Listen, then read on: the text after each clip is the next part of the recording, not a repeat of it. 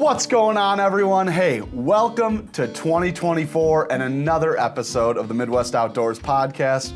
All I can say is, although it wasn't a full year, wow, did that fly by. 2023 was packed with so much travel, so many fish catches, events here, events there, and travel all over the Midwest, meeting you guys, fishing new bodies of water, learning a little bit about hunting, and doing one of my favorite thing and foraging throughout the whole Midwest. And well, I had an amazing year, and honestly, I can't wait to see what 24 has in store. Now, before we do a whole rundown of the year, which we have some fun things to show you guys, we'll start off the show like any show, quick rundown. We have two amazing guests this week. We have Logan Long of the Ice Fishing Podcast that you guys have to check out once you're done watching our show, of course. And then we have a true professional, one of the best ice fishermen I know, Troy, Mr. Bluegill Peterson, is on the horn with us. So those are awesome interviews. As for fishing reports this week, guys, I told everyone, take a break, enjoy your holidays. We are going to be back, though, every single show this year with 2 to 3 guests every single show to give you guys up-to-date fishing and hunting reports from around the entire Midwest. So let's start with the news. First, everyone loves the bass tournament stuff, so let's get into that.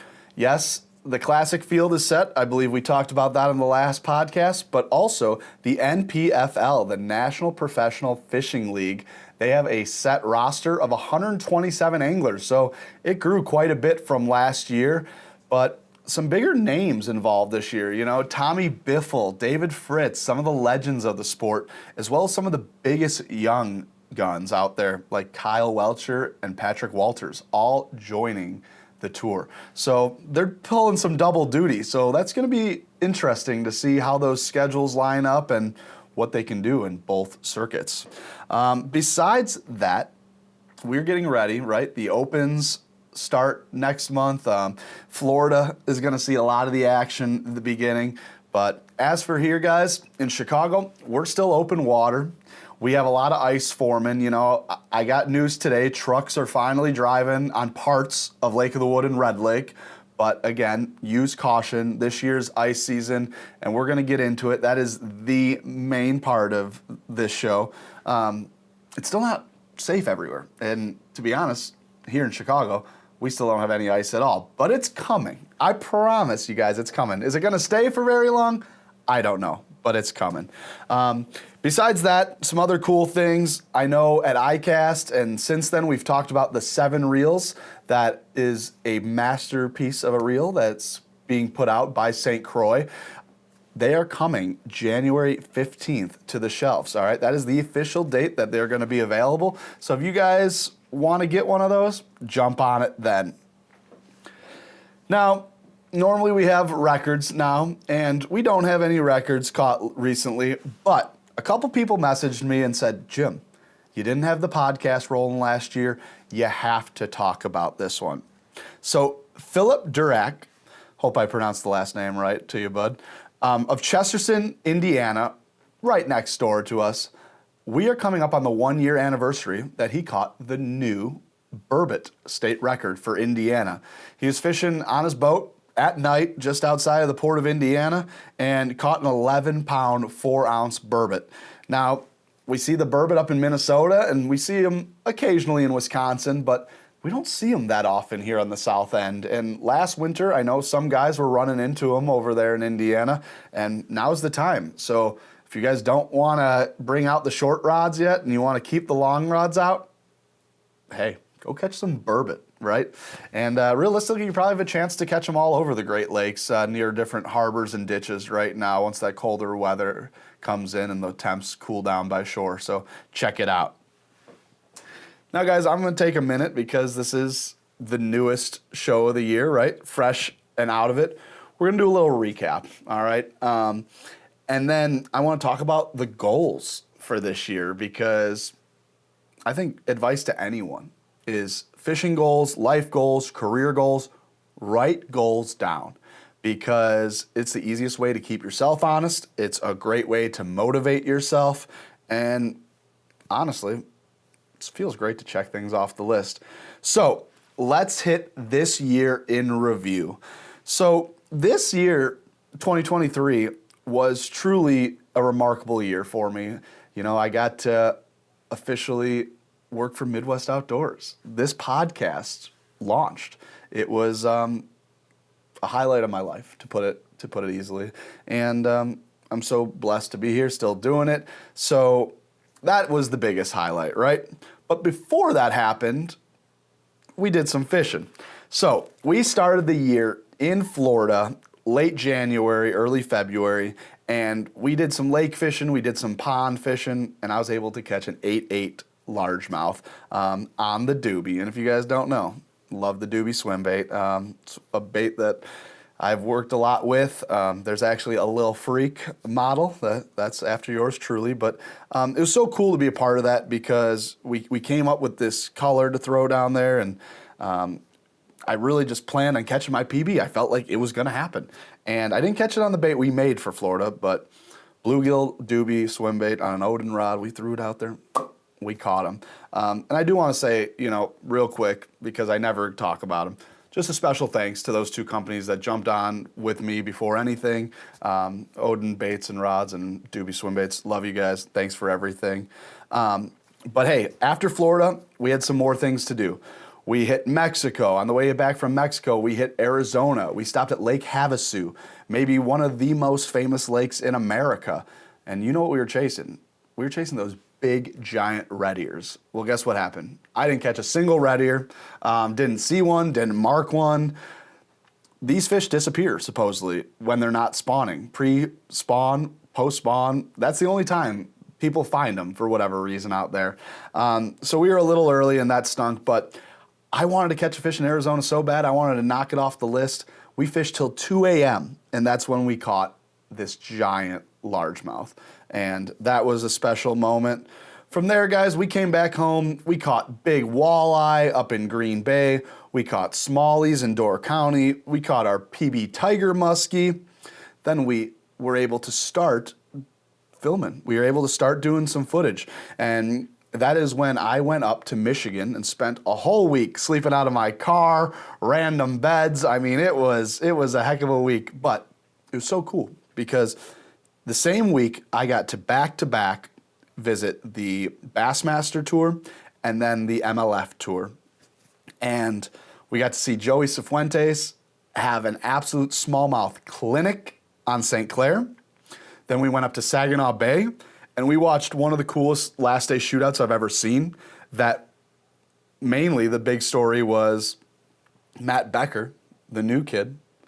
Could he seal the deal? Or KVD, Kevin Van Dam himself, fishing his last regular event ever, was in the driver's seat to possibly win his last event. Well, the Cinderella story didn't happen for Kevin, but it did for Matt Becker. And not only did he win the championship, but he also won the Angler of the Year. Huge payday, big trophies. It was amazing. And there was a lot in between then, right? We filmed a bunch of podcasts. We did some shows. We went down to the Giant Goose Ranch. We made Fish Daddy the official sponsor of the podcast. We went to iCast. All very cool things. Then the winter came, and we were a little bummed out that we didn't get to ice fish right away, but wow, this winter was unlike any other, PB brown trout, PB steelhead, PB lake trout, PB perch. Chicago and the Milwaukee region have been on fire. They still are.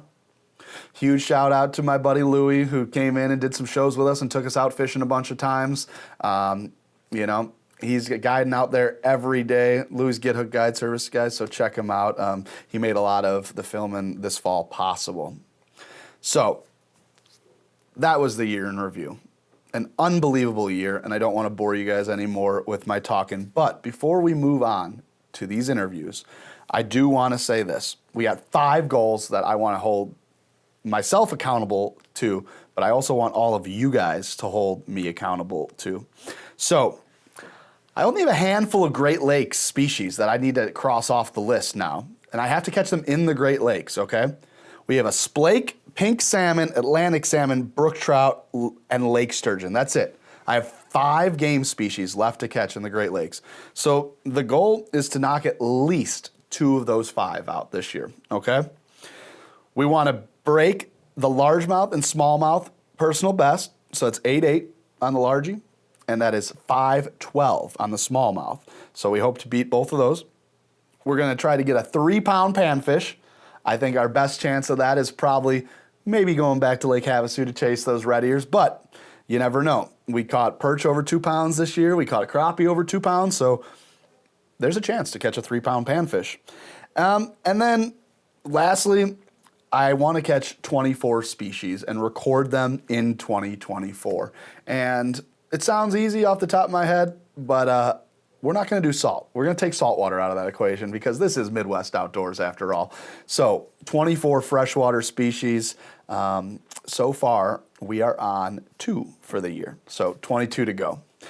Now, guys, we did have a raffle in our last podcast, and Pete Johnson was the winner of our ice package. So he gets one of these cool cold snap rods here. He gets the device and rubber bands to secure your reel to these rods, and he's getting some Fish Daddy baits. And you guys know me, I've always got the Fish Daddy baits tied on. And again, special thanks to Fish Daddy and Cold Snap this year for not only giving that giveaway, but fitting us to be able to go on the water this year and catch a bunch of fish. So can't wait to use these rods, can't wait to use the baits. Now, without further ado, we are going to jump into the first interview we have with Logan Long. All right, everyone. Well, hey, let's get it going. We have our first guest of 2024 here to talk ice, or, well, I guess what's not or what's coming for ice. Logan Long, everyone, of Long Ice Fishing Podcast. What's going on, buddy?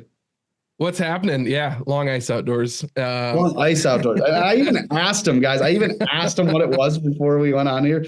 Long Ice Outdoors Podcast. So one podcaster to another. He knows I got too much on my mind, but no disrespect to it. Awesome show.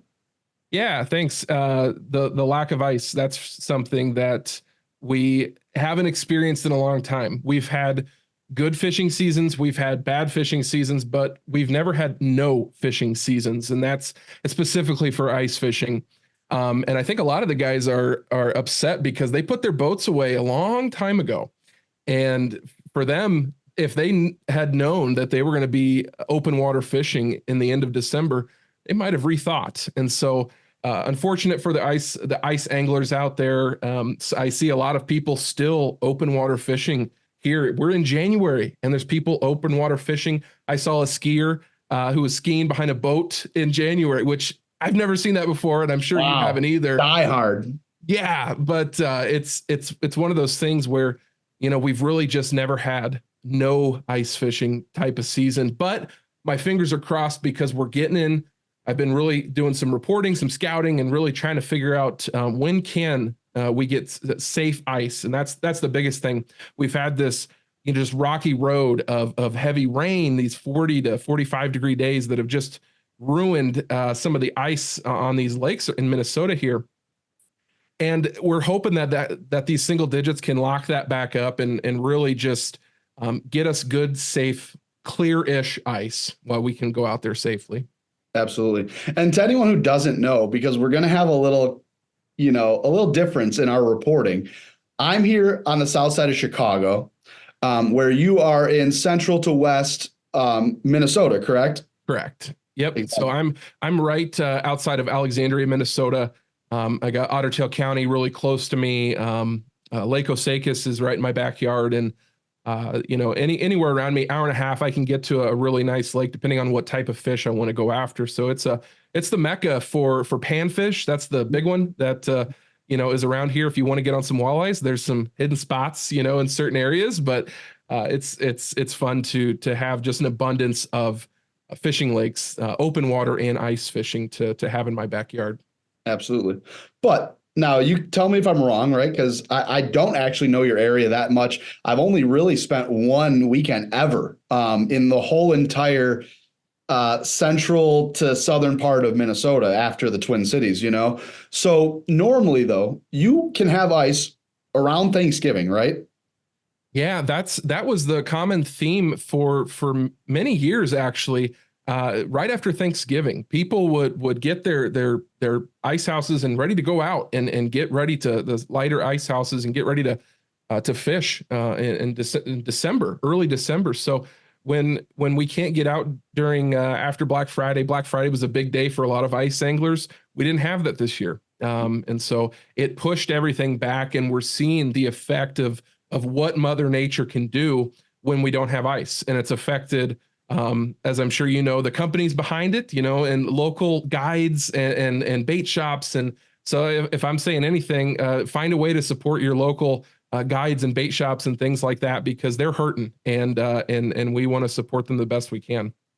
Yeah, it's a major hit to the industry. And the biggest thing is, and we've been fortunate enough down here not to experience it yet, but have the past 2 years, is that in between time. And it's my least favorite time of the year. Normally in spring, it's longer than fall, but in the fall, it seems like it's worse this year than ever. And that is, you don't have open water and you don't have safe ice. You have that skim layer, and I know a lot of Wisconsin, a lot of Minnesota has dealt with that for weeks on weeks now. You start building, it starts melting. You start building, it goes away completely. A week later, starts forming. And that's when these bait shops and everyone hurts the most, because I've been blessed. If anyone's been looking at, our Instagram or Facebook page lately, we've been catching giant trout. We've been catching big perch, even the smallmouth bass. People are still catching them on the Great Lakes and on the rivers because we still have water temps in the 40s. I mean, we're speaking in January, and there's no sign of ice here, and there is open water only. So yes, it's bad if you're a Minnesota guy and you put your boat away. But if you are south of Madison, Wisconsin, and you put your boat away, you hate yourself, because that's all we've had is cold, open water. Yeah, that's the fish are biting down there. I've seen those 15-inch perch, those footballs that you put in the bucket there, and those trouts that you guys caught too. So it does make us very jealous, because like you said, we are kind of that skim layer. Where those ice conditions would be good maybe a couple weeks back. You had that 4.5. All of a sudden you'd get that 40+ degree day with some rain, and just would really kill it. And some of the lakes that I saw ice on a couple weeks back are open again. And but luckily right now it's the beginning of January. Yep. We're getting some single digit temperatures. And more and more people, you can start to feel it. You can start to see it online and social media groups and things like that. More and more people, specifically Minnesota in itself, and North Dakota, Wisconsin. Wisconsin's getting hit a little bit harder than we are in terms of ice, closer to that Illinois range. But northern Minnesota, North Dakota, they're getting out, and people are getting out there and really nailing some nice. I've seen some really awesome fish that people have been catching. Yeah. And I'm like, man, just be patient, just be patient for where you're located at. Yeah. And that's one of the biggest things we want to talk about, right? With the added suspense, with the added time, people are going to want to get out there. Listen, I am begging you guys. 1 to 2 days is not going to change your year. I promise. If anything, it's going to change it for the bad, because just because one lake has 5 or 6 inches on it, it could be completely different. I've never had an experience like this in Chicago. I left last week. We had about 1/4 inch of ice on our lakes here. I drove 2.5 hours south past Peoria, down to an area where pretty close to where you grew up, I find out. And I'm standing on an inch and a half of ice. Now, mentally, that makes no sense to me. I went further south and I found more ice than I found anywhere in the state of Illinois. But it's in a valley, it's in a field, it's wind protected, People ask me all the time, Jim, what's the biggest thing when it comes to making or losing ice? Everyone thinks it's warm weather. It's not. In my opinion, rain and wind, those are the two biggest things you got to look out for. Sure. Because rain is like a Swiss cheese grater, and wind can prevent ice from forming even if it's below freezing. Correct. Yeah, wind plays a massive role in that, and rain too. Like you said, it can really tear up a lake. When you have that good clear ice and it's forming nicely, when you start seeing those bubbles, get off. It just the cloudier, the worse it is. And so ice safety has never been more important. You take a look at some of the destination lakes is what I call them, but like Red Lake, last week they had over 120 people rescued due to the wind and the cracks and things like that. So just be mindful. And right now it's more so than ever, safety is the number one most important thing. We want you to come back and share those stories with your friends and family. No fish is worth your life. And so right now it's one of those things where you got to be super safe, and you got to take your spud bars. You got to take your picks. You got to take a float suit preferred. And so for that, it's one of those things where if you don't feel comfortable, if you especially if you're seasoned, a lot of the guys can fish these lakes. They've been fishing these lakes for years and years and years. And part of that is like, well, I've fished this lake for so long. Sure. No ice is safe ice. I know that's said all the time, but it's true. No ice is safe ice. And just be mindful, having that equipment to make sure that you're going to go home at the end of the outing, and bring a friend. I know a lot of guys go solo mission, ice fishing, but bring a buddy with you. Bring that throw rope. Just try to be as safe as possible while out there. Yeah. I mean, I love fishing by myself. It's one of my favorite things to do. It's where I clear my head. It's where I get in touch with nature, with God and everything, but what I've learned is, like you said, it can be something super small. I had a buddy, not to make it morbid, but RIP to my buddy Nick, who I went to high school with. Last year, his day was over. He was done fishing, and he was just walking back, and he fell and hit his head. And sure, having a buddy there wouldn't have prevented that, but if you break your ankle, you break your leg, if anything happens, if you're out on a bigger body of water where you need a snowmobile or a four-wheeler, things can happen. And a lot of things you can't do solo. And if you have a friend, it's another cell phone, it's another pair of hands, it's another wetsuit. It's another ice suit. I mean, so going with someone is so important. And yeah, like you mentioned, your ice picks, your spud bar. If you guys don't know what these are, you probably shouldn't be fishing by yourself or even with beginners, because they're tools you should have and know how to use them. Correct. Yeah. How to, some guys wear the picks around their neck. They've never used them before. Get out there and practice, just having that peace of mind where I know how to use the equipment when I'm out here. I know if I have my spud bar, it's a homemade spud bars are everywhere. But if you got one from a store, if you go through on the first big heave at the ice, get off, back it up, because that is not safe ice. You need to not fish that area. I say 3 hits. Yeah. Two really big ones, 3 for sure is what I do. And just make sure that you're not going to run the risk of dipping that leg down and creating a crack and potentially falling in. Absolutely. But ice cleats are a big importance as well. But ice cleats are a very interesting topic. And this is the way that I would recommend people with ice cleats, because when you look at sonars and you have ice cleats on and you have your holes drilled prior, if you walk up to them with that crunch, crunch, crunch, you'll see the school start to scatter. So it's really, when I'm drilling my holes, I love wearing my ice cleats because I can move a little bit easier and just, not have that feeling of slipping. Right. But when it's time to actually set up, I take them off, because the slightest sounds can affect schools of fish where they're like, oh, something, especially if you're shallow water fishing. Oh, yeah. If they can hear that right above you.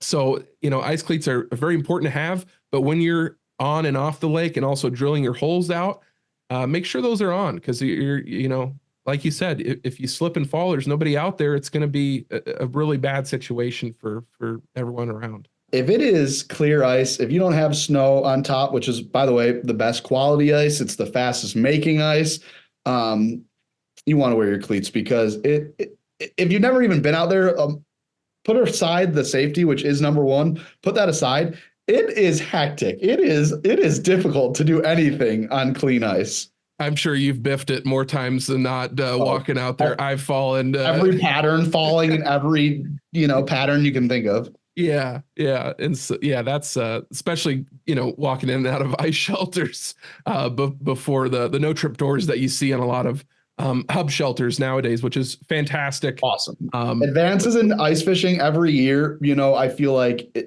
of course, we have major advances in fishing every year, but ice fishing, I feel like, is even more because the fishing industry is years behind the world. The ice fishing industry is even more years behind the world. So now that tech is starting to get integrated to it, we're seeing advancements happening more frequently and more often, and in greater numbers. Yeah, yeah, you're seeing a lot of people getting into that forward facing sonars, and so that's certainly an asset. That's certainly an asset to your ability to find the fish.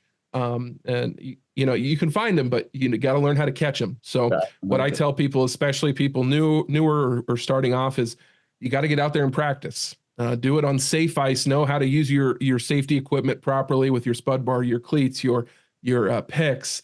A throw rope, just in case somebody else around you is fishing by themselves. Having that equipment is going to just give you peace of mind while out there. But at the same time, just making sure that you are, having the right equipment and just making, yeah. So I lost my train of thought. What you need. Making sure you got what you need. I think our first thing we think about when we go on the ice is, do we have our electronics? Do we have our bait? Do we have our rods and reels? But it's like, before any of that's discussed, we should talk about, do we have enough propane to keep us warm? Do we have enough gas to get us on and off the ice? Do we have our safety picks? Do we have our first aid kit? There's other stuff that we take for granted that should be on the forefront, really. Make a checklist. I know that sounds something that people, kind of, don't worry about it. But how many times do we see and hear about anglers who get out there and they have an empty, 1 pound propane tank, or something like that, where they maybe used it the week, the week prior or the day before. But having a checklist, I have one on my phone where I have kind of a list of the things that I need to make sure this is full. I got this here. Everything is properly filled and properly placed to where if I need it, I can go grab it. Yeah, my buddy Zach, he created a checklist for us when we started fishing tournaments together a couple of years ago. And I just couldn't believe how detailed it was. And to me, someone who is kind of ADHD, not kind of, full blown, it's hard for me to think about sitting down and making a list like that, especially with things that seem so minute and others being so basic, right? Like, of course I would bring that. But almost every trip I take, I forget 1 or 2 things. Guess what? It is impossible if you have a checklist and you make sure everything's there, and you will be more comfortable. You'll be safer. You'll be more prepared. And at the end of the day, if you're all those things, you will catch more fish. For sure.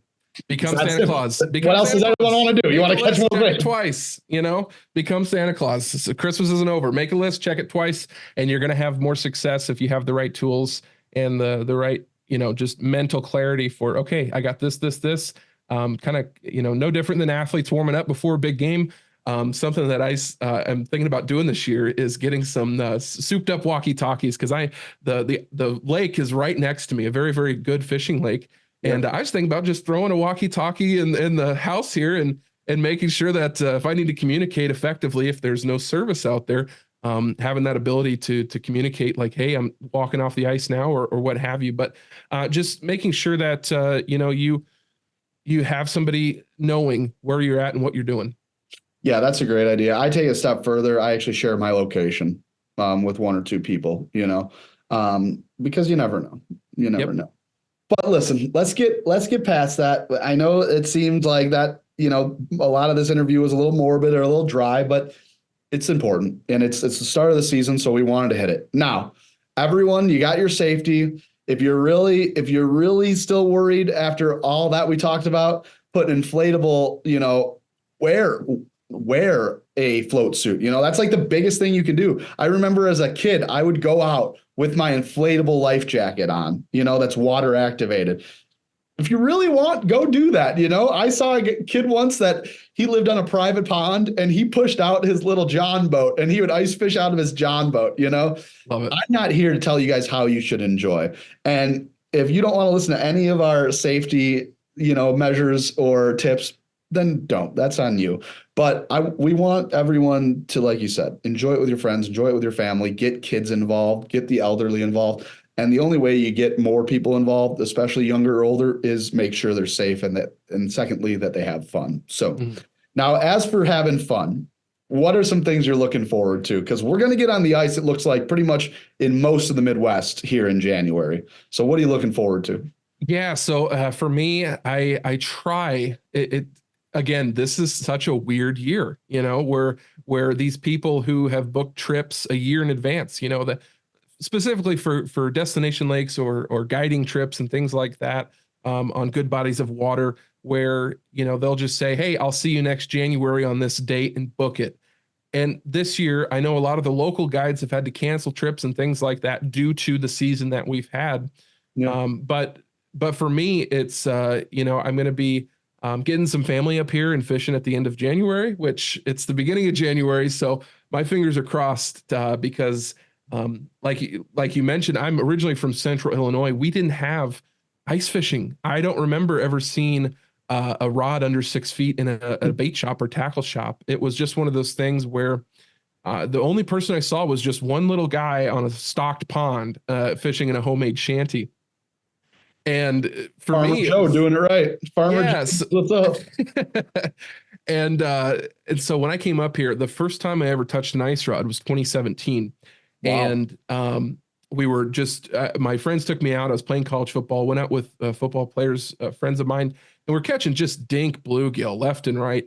And finally, that witching hour, that prime time bite, all of a sudden my $15 Walmart rod goes wham.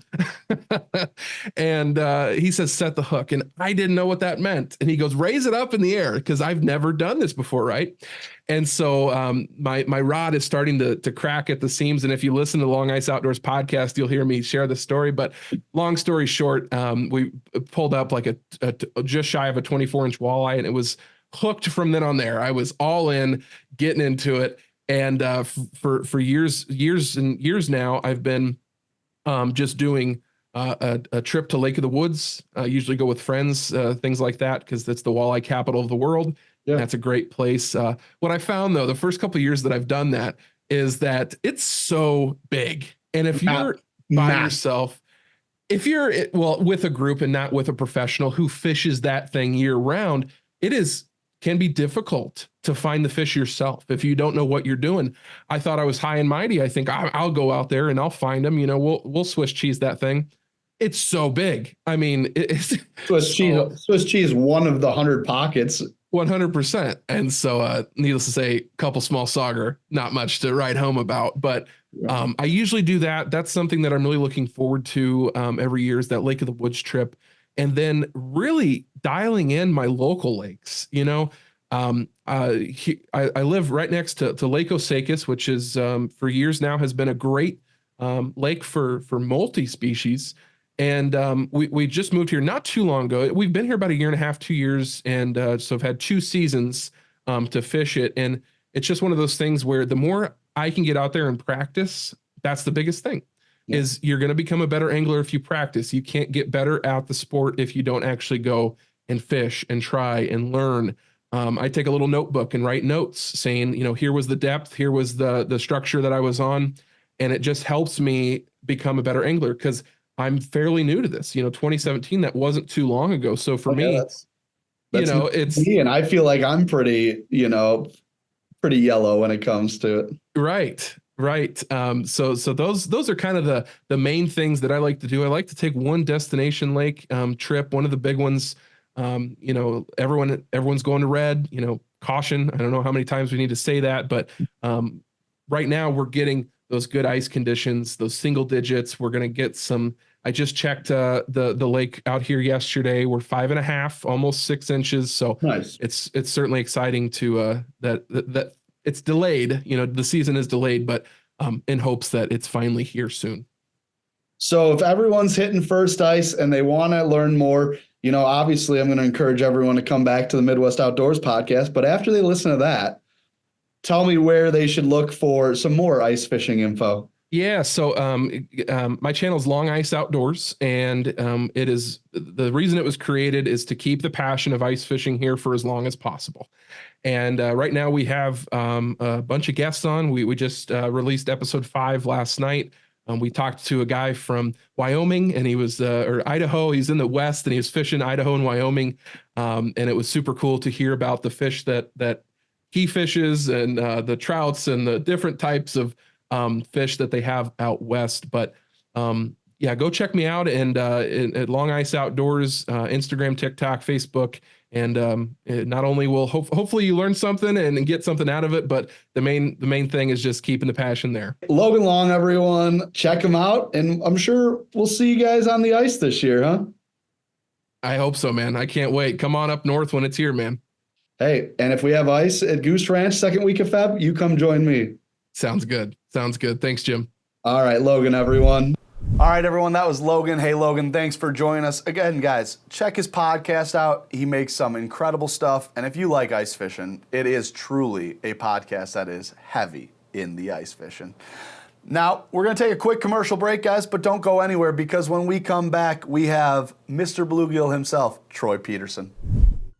Midwest Outdoors Magazine helps you enjoy the outdoors, giving you the best information on where to go, what to use, and how to use it. With fishing maps marked by the pros, nature notes, in-depth interviews, and much, much more. Your subscription gets you 10 big issues of the best in fishing, hunting, and the great outdoors. Plus, Midwest Outdoors Digital Edition gives you dozens of extra articles. Sign up now at MWOMag.com. That's MWOMag.com.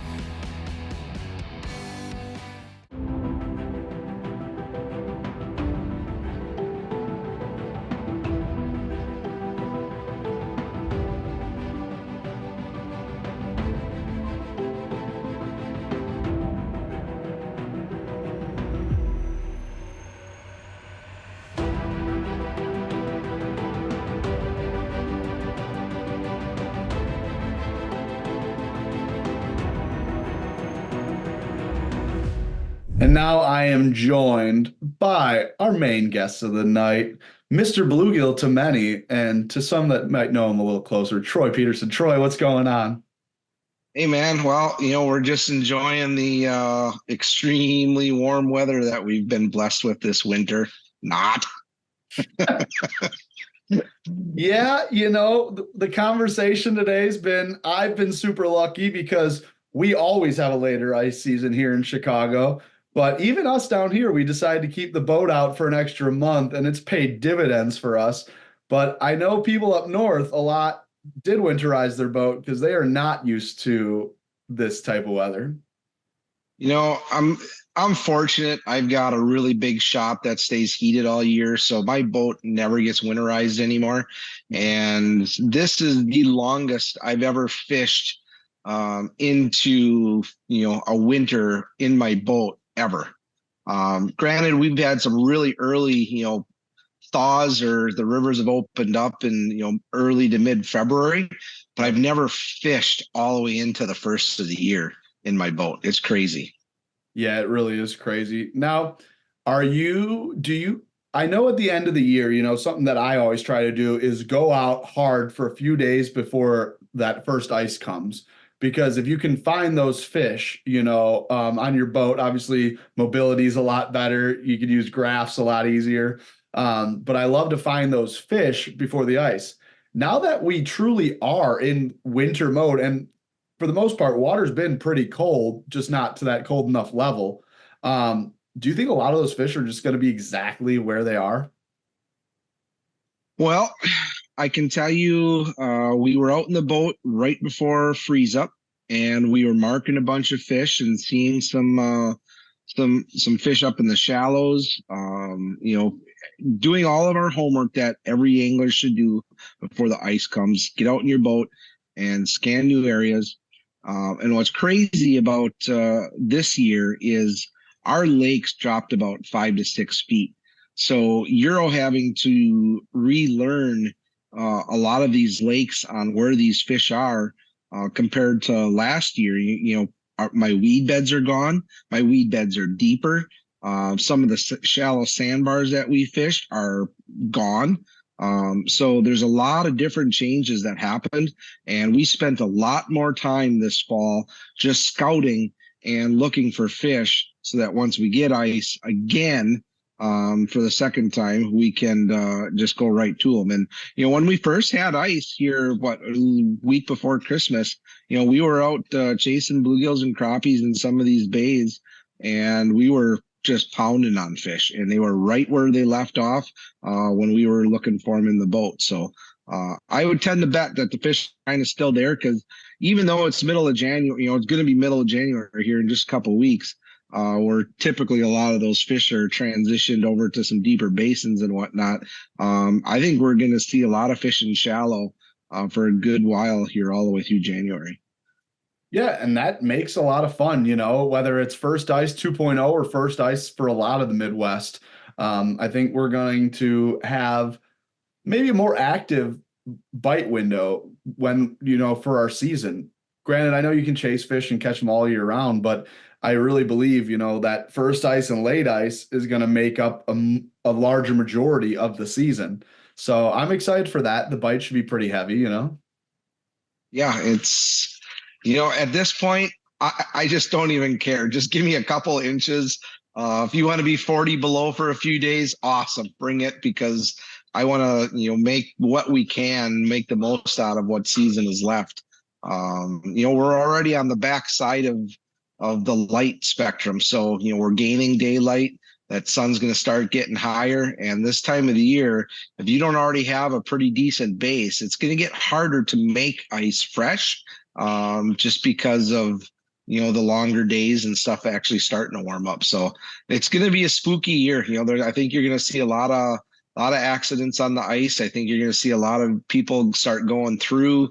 And we already are. I mean, look at, northern Minnesota up on Red Lake with all the ice rescues. That's unheard of. I was talking to Randon Olson and that about that, and that's just, nobody's ever seen that before. So just use caution. Go out with a buddy. Have safety precautions already set. Make sure you got your picks around your neck. Make sure you got. I always have a long rope with me. But this year, those inflatable PFDs. Granted, we all wear float suits. But when it's warm out, a lot of us don't really. I'm not a guy that gets cold, so a lot of times I'm just wearing a shell pants and maybe a hoodie or something like that when it's warm like this. And instead of the float suits, we're carrying a PFD or inflatable or something with you, just in case. You never know. Yeah. And we hammered a lot on that before. There's a lot of different ways that you can stay safe. Obviously, the picks, spud bars, ropes, we talked about all of it. And we even did talk about wearing a PFD. Yeah, too much computer work today. Obviously, I need to get back on the water. But so once we're all quitted with the correct clothing and the right safety gear, let's talk about some of the basics.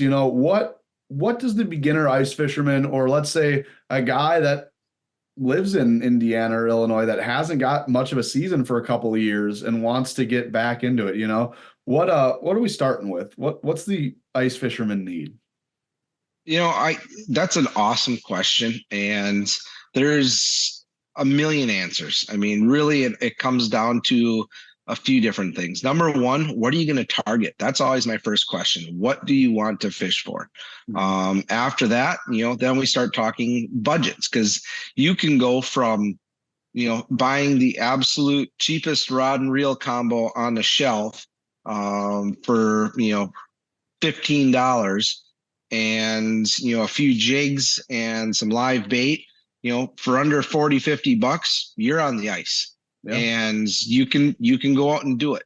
Now, if you want to take it up a notch, we always, people hear about, your eyes under the water. And without a flasher, unless I'm going to go sight fish someplace, and depending on where you're at, water clarity, stuff like that, where you can, look down a hole and watch fish. A flasher is probably the number one tool for an ice angler there is, next to his rod and reel. We get that confrontation all the time. Well, you need a camera, or you need a flasher, or you need a forward-facing sonar, or all this stuff that people see on TV and in the magazines, all this techie stuff. It's not needed. You can go out and ice fish with a bucket, a rod, and a few jigs and bait. I mean, that you can be basic. Some of my favorite fishing is right now, this time of the year. We're not using any flashers. We are using a 5-foot rod or so, a long stillfish rod. And, probably the most important thing, especially as you get older, is rather than having a spud bar to make holes, get yourself an auger. You can get hand augers pretty cheap. They've got adaptables, which are basically an auger that attaches to a cordless drill. And that way there you can, go around, use your drill from your garage and drill a bunch of holes. That Eskimo pistol bit weighs like 3.5 pounds, so it's super lightweight, very compact. You can put it in the back seat of a car if you need to, and you don't have to worry about any gas or oil or anything. It's easy and fairly inexpensive. I mean, you can get into a 6-inch or an 8-inch auger for $175 probably right now. And if you already have the drill, all said and done, you can get set up rods, couple jigs, some many different baits. Whether you do a hand auger and entry level like an M1 flasher for a couple $100, $500-600, you got everything you need to go fish anywhere you want to. And that's the beauty part of ice fishing, is you don't need a $100,000 boat. You don't need, a big fancy 4-wheel drive pickup truck to be driving around. You can drive around, and so many people do, especially the college kids. That's awesome to see it in the high school kids. They got their little, first cars, and in the back seat, they've got a little sled with a hand auger, a couple buckets and some rods, and, they're driving around and they're fishing after school. So it really is one of those sports that anybody can do it. It does not take a lot to do it. But you can also kick it up, 100 levels too, if you really want to. But, like I said, my favorite fishing right now is a 5-foot rod and my bucket and a hand auger. That's it. I mean, it's about as simple as it gets. And how can you not love that? I think I do think of my first year ice fishing. I was in 7th grade, and I made the hole with a hatchet because it was only about 4 inches of ice. And I had a full-length rod, an Eagle Claw, like 7-foot rod. And I just bought wax worms, and I jigged 7 feet away to catch a few largemouth bass and bluegill in a pond. Now, the next year, we got a big upgrade. We bought an ice rod, and we bought a portable outhouse. It was only $50, and that was a lot cheaper than any ice shack. And now this year, maybe we're getting a little crazy. Maybe we're investing a couple grand in forward-facing sonar. Maybe we're getting a shelter that holds 8 people that we're putting bunk beds in to camp out. And it gets a little different, but with anything, right? You can get carried away. But like you said, it is awesome because, like fishing, you can do it pretty cheap. The difference is, you said, the boat and not. Yes, a 4-wheeler. Yes, a snowmobile makes traveling awesome when it comes to ice fishing. And on some bodies of water, it almost is necessary, But for the most part, if you have frozen water and a little bit of what you're doing, or go with someone that knows what you're doing, it doesn't take much at all to catch some fish. Yeah, everybody's always heard the term KISS. Keep it simple, stupid. Yep. I mean, there's there's so much to that when it comes time to fishing, not just on the ice, open water as well.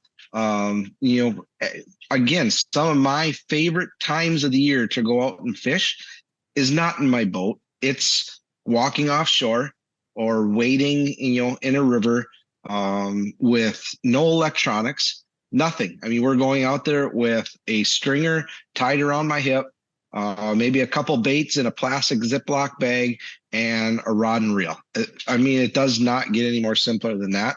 And those are a lot of times typically when we catch the most fish, when we're the most successful, when we don't have to worry about, controlling a boat or, dealing with live bait or, any of the stupid stuff that, you have to do when you're out, with a bunch of people or, looking tournament fishing or any of that. And Stress those, stress environment. yeah, stress free. I mean, it is. And there's something to be said. I think anglers, I know I do, if I'm fishing tournaments or, guiding, I try and keep everything very stress free. I mean, we're playing polkas in the boat, we're dancing, we're having fun. And when you do that, I just believe there's that positive energy, that you fish better. You think about things maybe a little bit more, and you end up doing a lot better. It's the days that you get frustrated, the wind's blowing, stuff's breaking, and you're just frustrated as all hell. You're not going to concentrate on fishing. Got too many squirrels running around up in your head, and you just keep it simple and just relax and have fun. It's all about fun. See, Troy, we should have had this conversation earlier, because now I know you're the perfect guide for me. I got squirrels running around up in my head.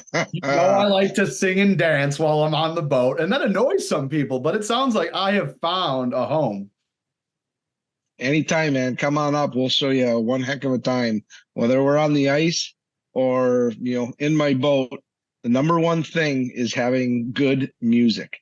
Now there are times where we keep it a little bit quiet, but I'd have to say that most of my sound systems in my permanent shacks or in my boat, would rival most people's home systems. Wow.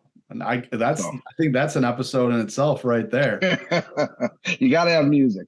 But all right, you said I'm invited. So this is the perfect time. Now we got to put you on the hook, because one of the things I want to get accomplished this ice season is going up to Bago and catching some of those bandits, some of them yellow bandits. I like them perch a lot.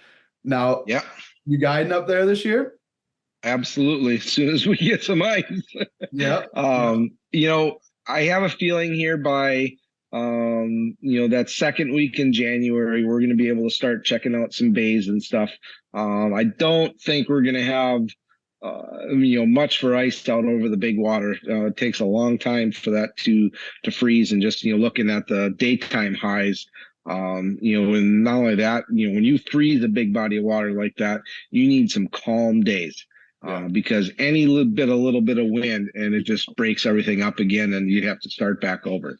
But the bays, a lot of the protected bays have a skim layer on it right now. And, we're going to get some cold temperatures here the next few nights, and you're going to start to see some guys crawling out into the bays here over the next week or two. So, and believe it or not, there's so many perch in this system. Honestly, I think doesn't matter which bay you go into this year, you're going to find some good perch. Now, granted, we got our little, secret holes and spots, and, it's going to be fun. We're going to have a good year of perch fishing. Well, I'll tell you, I hit the ice once, up on Bago about 4 or 5 years ago, I think, to try to find perch. And I didn't know what I was doing out there, and I searched a lot of dead water. But from my understanding, like up in Green Bay, that perch fishing has only gotten better and better every year recently. Yeah, I fish all over the Midwest. I mean, I've fished every major ice fishing destination there really is. And if a guy was to ask me right now, the top 5 places to go ice fish for perch, I think, Devil's Lake has been on fire here. The Mississippi River has been on fire, but two places that are just getting absolutely pounded by people. After that, I'd have to say the Lake Winnebago system, only because if I would say Lake Erie, you very seldom get a chance to ice fish out there. So I'm talking ice fishing. Those top three, North Dakota, the Mississippi, and the Winnebago system. That's pretty much how I would rank the Midwest right now. And people could argue that fact with me, but they have to come over here and see for themselves. I'm local. I see it every day, all summer long, all winter long. These perch are so thick in our system right now, and they're good fish. Lots and lots and lots of 12, 13, 14-inch fish. There's guys getting some that are pushing that 15-inch mark, and it's these fish are very, very healthy. For people who don't chase panfish and perch specifically, I got to put my hands on a couple 15-inch perch this year. It's unreal. Like when someone hears, I was a bass fisherman for most of my early career, right? So you hear about a 12 to 14-inch fish, you think about the smallest of a keeper, but that's really almost too big as a keeper for a perch. And when they get that size, they just look like almost a new species, and it's so cool. Oh, they're awesome. They are literally footballs. They're monsters. I've got a 13 and a half and a 14 and a quarter personally out of the Winnebago system. And I'll never forget that 13 and a half, because I was with my grandma. This goes back quite a few years. And we caught it, put it in a bucket. We were like, both of us were high-fiving, super excited. And by the landing where we got off, there is a bar and a grill there. And it was always something that my grandma and I did. We'd go in, have dinner, and then drive home. So we're sitting there at the bar, and the guys were asking us how we were doing, and told them and said, "Hey, we got a 13 and a half inch perch to it." And the guy's like, BS, and says, "If that thing's 12 inches, I'll eat it whole." And, we went out to the car and grabbed it, threw it on the bar, and the guy put a tape measure to it, and he's like, ugh. I said, "Well, you're not going to eat it, because I'd really like to get it mounted." But he ate his words, and I think he bought my grandma a drink, and there are some big fish in the system. Many 13 to 14s came out of the water this summer.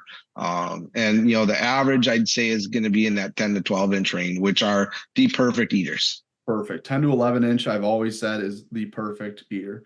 Did you get that perch mounted? We did. The problem is I had a house fire that we lost a lot of my mounts in. What's crazy is I've got all my deer in the back. I have 0 fish left that are mounted right now. So. Well, Troy, to me, it sounds like we just need to get on the water a little more this year. Well, I got to get some replicas made, and I need to find a good walleye and bluegill. I need to find a good fish taxidermist. So anybody that knows somebody, please reach out to me. I'm not, picking on anybody or naming anybody, but when I see some of these mounts of walleyes and bluegills, I'm like, I would never even think about hanging that on my wall. I'm pretty anal when it comes time to having something that represents the species and not making it look like a 3D animated cartoon deal. Well, I think I've got 2 names that I could pass along to you. All right, Troy. All right, I'm excited. All righty. Well, hey, Troy, if anyone wants to check out what you got going on, if they want to read the reports, if they want to book you as a guide, where should they check you out at? So a couple different places. You can, if you're on Facebook, it's facebook.com/walleye guide, or if you just type in Mr. Bluegill, it's going to come up everywhere. Same thing on a Google search. If you type in Mr. Bluegill, you're going to have all kinds of different pages.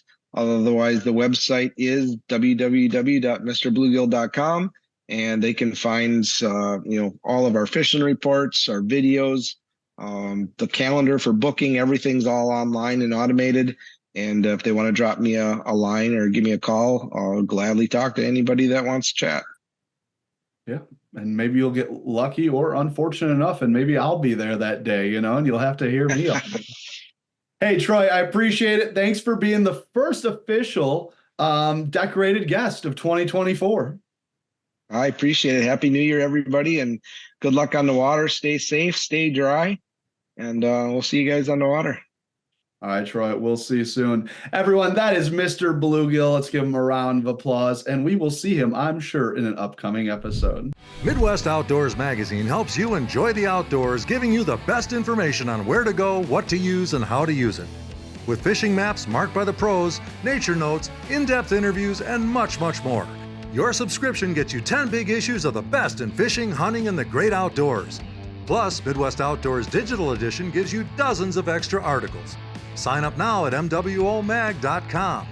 That's MWOMag.com.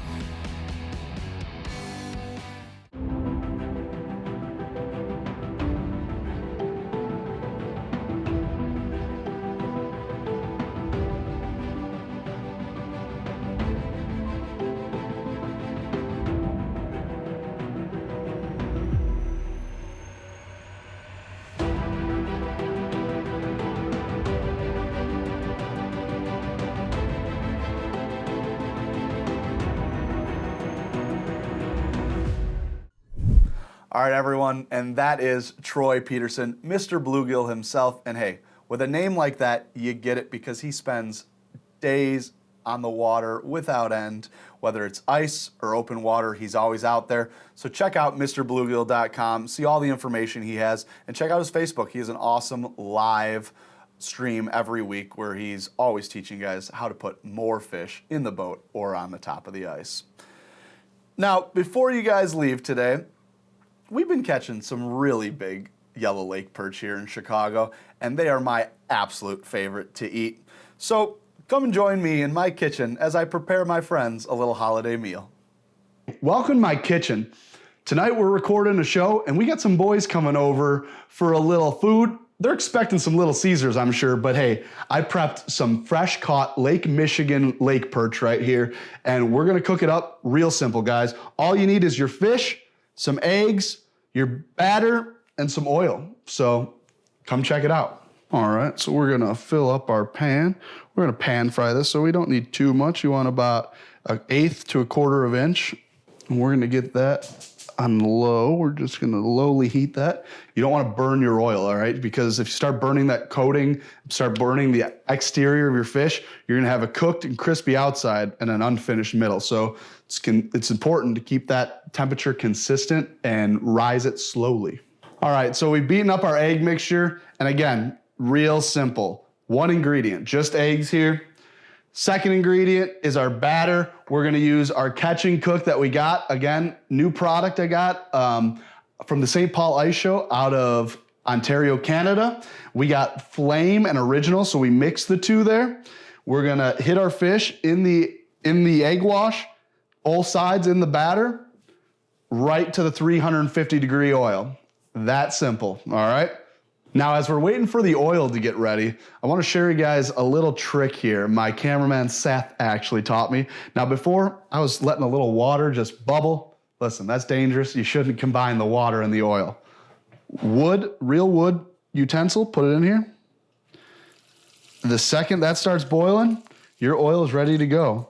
Let's get this fish battered and let's see how it turns out. Get our little egg wash. Nice, gentle, just make sure you have complete coating, just like that. You want to knock off the excess because anything extra will burn at the bottom of your pan. And just lay that in nicely. All right. You want to give yourself some room for your other pieces. You don't want to overfill your pan either, especially if your fish is frozen, because that frozen fish will change the temperature of your oil. We're gonna let these 4 pieces cook real quick. Again, we're gonna go about 4 to 6 pieces at a time, depending how big they are.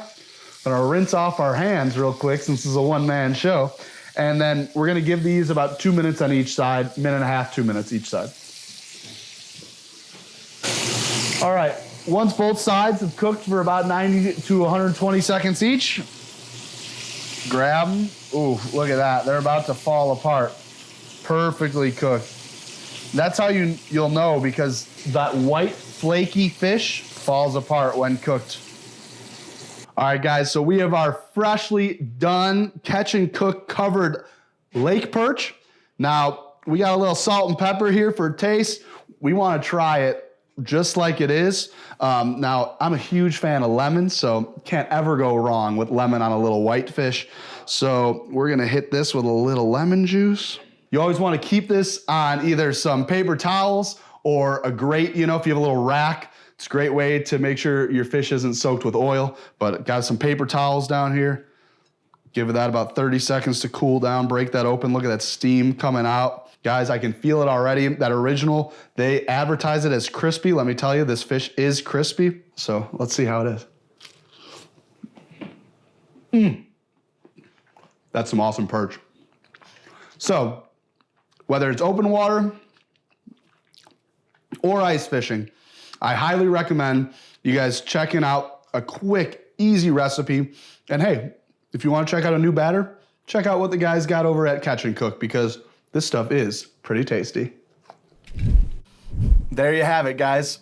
Plain and simple, but unbelievably tasty. Yellow lake perch with just a few ingredients. Guys, I want to say thank you for joining me on another episode of the Midwest Outdoors Podcast. Huge thanks to Fish Daddy, always. And I don't know where we're going to fish between now and then, but I know we're going to be fishing all over this year, guys, and I cannot wait. As for now, it's time to load up the truck to head to Florida. We will see you guys in 2 weeks.